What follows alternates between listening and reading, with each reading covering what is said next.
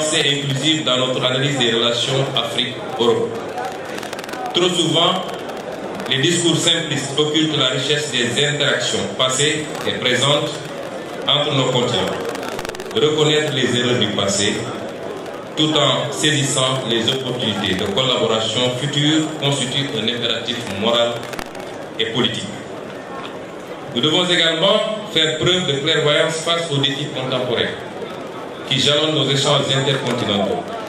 Des enjeux cruciaux tels que la migration, le commerce équitable, sans oublier la problématique des accords de partenariat économique, la lutte contre le racisme, la sécurité, le transfert de technologies et la lutte contre le changement climatique requièrent une approche concertée et résolue, et seule une volonté commune de dialogue et de partenariat authentique permettra de surmonter ces défis et de construire un avenir meilleur pour notre peuple.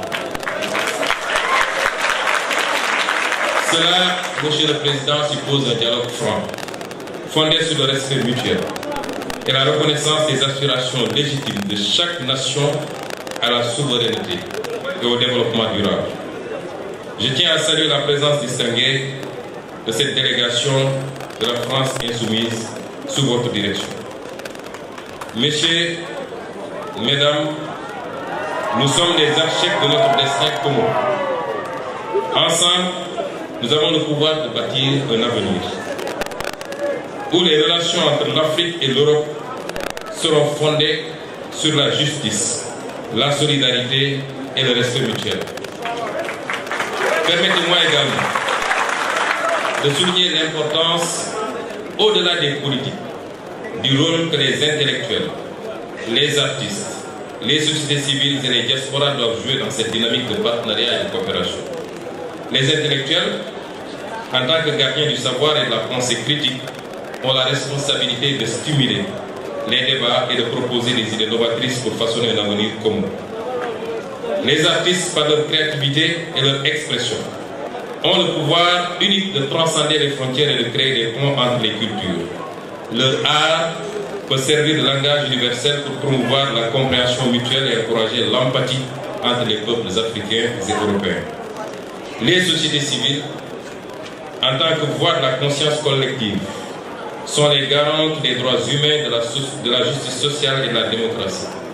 Leur engagement actif peut contribuer à renforcer la transparence et la responsabilité dans les processus décisionnels, garantissant ainsi que les intérêts des citoyens sont au cœur des relations Afrique-Europe. Enfin, les diasporas africaines, en Europe comme ailleurs, constituent des ponts vivants entre nos continents. Leur contribution économique, culturelle, sociale offre des opportunités uniques de renforcer les liens entre nos sociétés. Ensemble, nous pouvons construire un avenir où la coopération, le respect mutuel et la solidarité sont les maîtres mots de nos relations. Cela nécessite un engagement collectif et une volonté inébranlable de travailler ensemble pour relever les défis communs et saisir les opportunités qui se présentent. Ceci dit, les relations entre l'Europe et l'Afrique, les relations entre la France et l'Afrique, particulièrement celles entre la France et le Sénégal. Parce que quand on parle des relations entre les pays qui avaient été colonisés par la France, quand il est question de relations avec l'Europe, il faut beaucoup plus sous-entendre les relations avec la France qui continue à être un écran et une piste de transmission sur toute l'Europe ou tout le reste de l'Europe, y compris dans les instances européennes. Ces relations n'ont pas été toujours fondées, assises sur l'égalité, sur l'équité, sur le respect mutuel.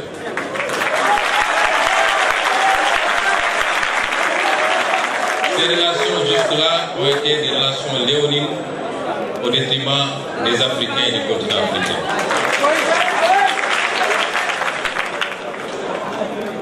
On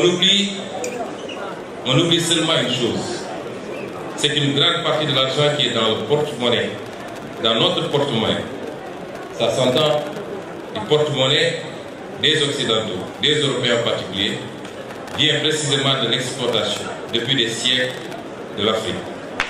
Pas uniquement. Mais beaucoup vient de l'exploitation de l'Afrique.